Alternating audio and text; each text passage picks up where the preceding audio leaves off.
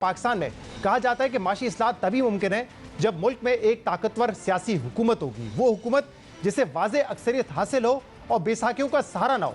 या माशी इस्लाहत के लिए कभी ये कहा जाता है कि तमाम सियासी जमातें मिलकर बैठे और मुश्किल मासी फैसलों पर इत्तेफाक करें, तो कभी ये कहा जाता है कि तमाम सियासी जमातें अस्करी क़यादत और अदलिया भी मीसाक मईशत में शामिल हो जाएं।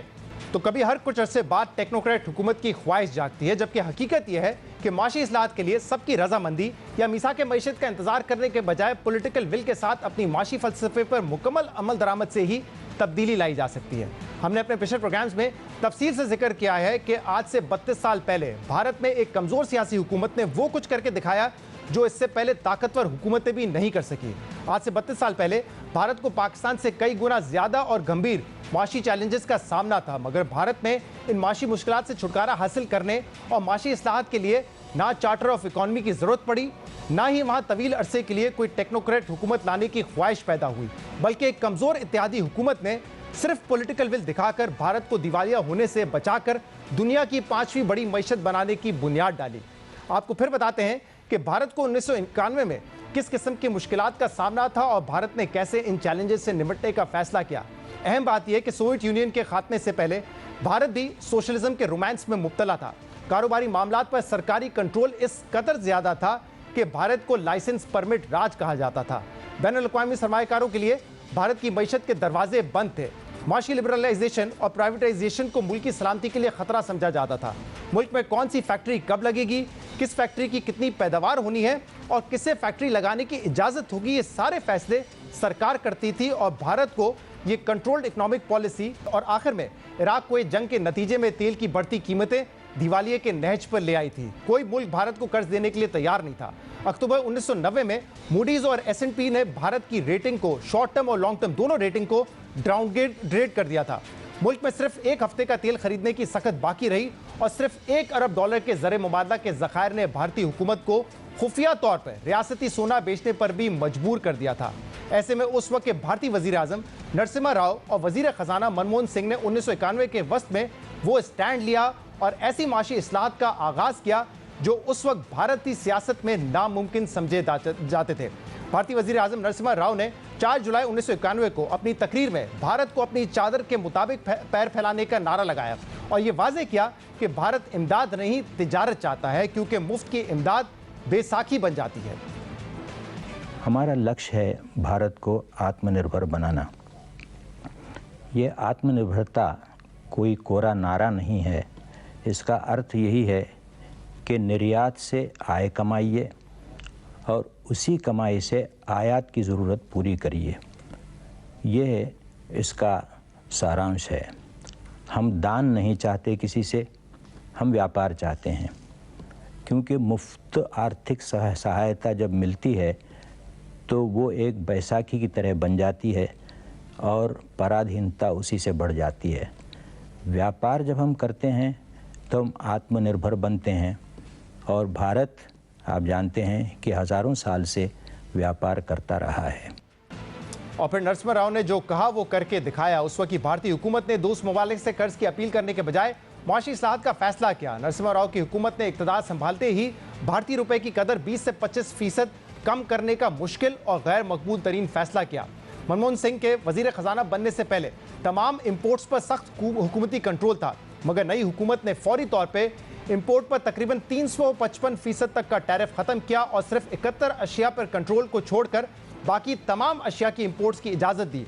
और अहम बात यह है कि ऐसा नहीं है कि उस वक्त भारत में सियासी सूरत-ए-हाल कोई मिसाली थी या नरसिम्हा राव की हुकूमत को ऑपोजिशन से कोई खतरा नहीं था, बल्कि वहाँ उस वक्त सियासत का पाकिस्तान की मौजूदा सियासी सूरत-ए-हाल से ज़्यादा बुरा हाल था। दिसंबर 1989 से जून 1991 के कलील अरसे में 3 वज़ीर आज़म आ चुके थे।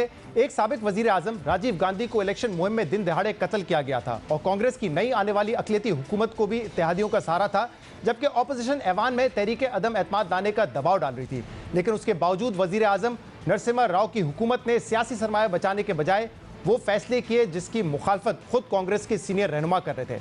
बाएं बाजू की जमात निजकारी के शदीद खिलाफ थी। बीजेपी भी माशी इस्लाहत की राह में बड़ी रुकावटें पैदा कर रही थी। उस वक्त नरसिम्हा राव की हुकूमत को इस कदर सियासी दबाव का सामना था कि उसने सिर्फ $80 करोड़ हासिल करने के लिए तकरीबन 70 टन सोना bank of Switzerland, bank of England और जापान में गिरवी रखवाने का फैसला किया, मगर यह पूरा प्लान भी अपनी काबीना से खुफिया रखा गया। सोना गिरवी रखवाने से भारतीय सरकार को ब्रीदिंग स्पेस तो मिली, मगर मसाइल उससे कहीं ज्यादा थे। वजीर खजाना मनमोहन सिंह पर पार्टी छोड़ने का दबाव था, पार्टी के अंदर से भी दबाव था और 2 मरतबा नरसिम्हा राव को अपना इस्तीफा भी पेश किया उन्होंने, मगर नरसिम्हा राव मनमोहन सिंह की पॉलिसियों और सोच के पीछे चट्टान बन के खड़े रहे और कहा कि आप अपना काम जारी रखें, सियासी दबाव मैं बर्दाश्त कर लूंगा। नरसिम्हा राव अपना सियासी सरमाया खोते रहे, गैर मकबूल फैसले करते रहे। यहां तक कि ऑपोजिशन ने जुलाई 1991 में नरसिम्हा राव के खिलाफ तहरीक अदम एतमाद पेश कर दी, मगर बाएं बाजू की 2 जमातों के वॉकआउट की वजह से नरसिम्हा राव की हुकूमत बाल बाल बच गई और उन्होंने सियासी दबाव और मुखालफत के बावजूद अपना इनकलाबी रिफॉर्म एजेंडा जारी रखा।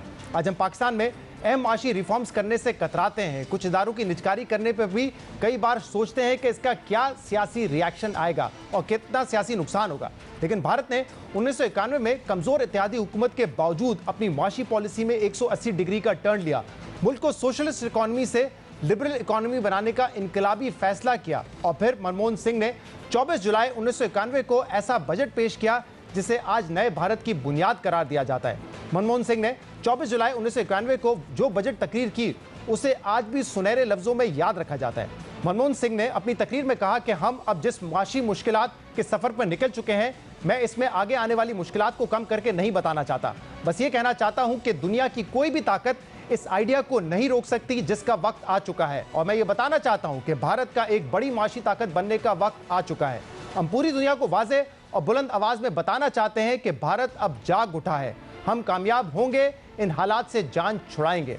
1991 के बजट में वजीर खजाना मनमोहन सिंह ने भारत में लिबरलाइजेशन, प्राइवेटाइजेशन और ग्लोबलाइजेशन की बुनियाद डाली, लाइसेंस परमिट राज का खात्मा किया, चीनी खाद और एक्सपोर्ट पर दी जाने वाली सब्सिडी और मराद को खत्म किया गया, सरकारी इदारों की निजकारी की इजाजत दी गई और कंपटीशन को बढ़ाया गया।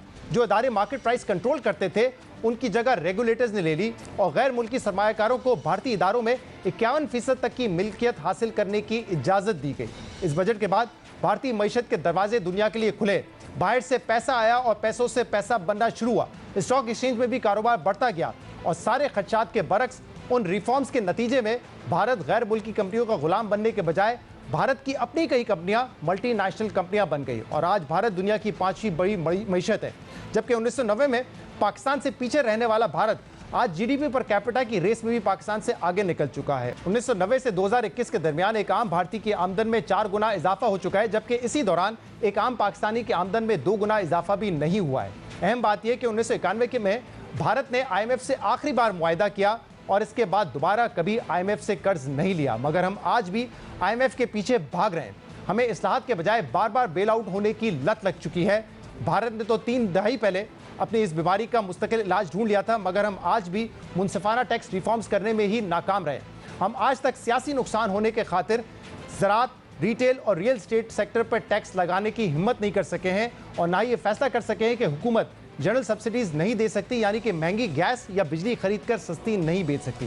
पिछले 10-15 सालों में कई बार ये दावे किए गए हैं कि ये आखिरी मरतबा IMF का प्रोग्राम होगा। मुतअद्दिद बार ये कहा गया है कि इस IMF के प्रोग्राम के बाद हम इस्लाहात करेंगे, मगर जैसे ही कर्ज मिलता है उसके बाद रिफॉर्म्स के दावे भुला दिए जाते हैं। पाकिस्तान पीपल्स पार्टी, नून लीग और तहरीक इंसाफ IMF प्रोग्राम लेने के बाद ये दावे करती रही है कि हम अब इस्लाहात की तरफ आगे बढ़ेंगे, अपने पैरों पर खड़े होंगे और इसके बाद मुल्क दोबारा IMF की तरफ नहीं जाएगा। अल्हम्दुलिल्लाह हमारी जो बैलेंस ऑफ पेमेंट सिचुएशन है वो भी ऐसी है कि हमें कोई ज़रूरत नहीं है कि हम IMF से कर्जा लें। पाकिस्तान को इंशाल्लाह IMF की ज़रूरत नहीं है, उन्होंने हमारी बड़ी अच्छी पार्टनरशिप की है। पाकिस्तान इंशाल्लाह अब एक नए रास्ते पे गामजन हो चुका है। 3 साल में जो हमारा हदफ था मैक्रो इकोनॉमिक स्टेबिलिटी अचीव करना, वो हमने किया है। आपको कोई दुनिया की किसी फॉरेन फंडिंग फाइनेंसिंग की जरूरत नहीं होगी। पिछले 30 साल में ये 13वां IMF प्रोग्राम होगा इंशाल्लाह ताला ये आखिरी IMF प्रोग्राम, ये आखिरी हमारा IMF का हमारा एग्रीमेंट हो, उसके बाद हम अपने पांव पे खड़े हों। उसके लिए अशराफिया को कुर्बानी देनी होगी।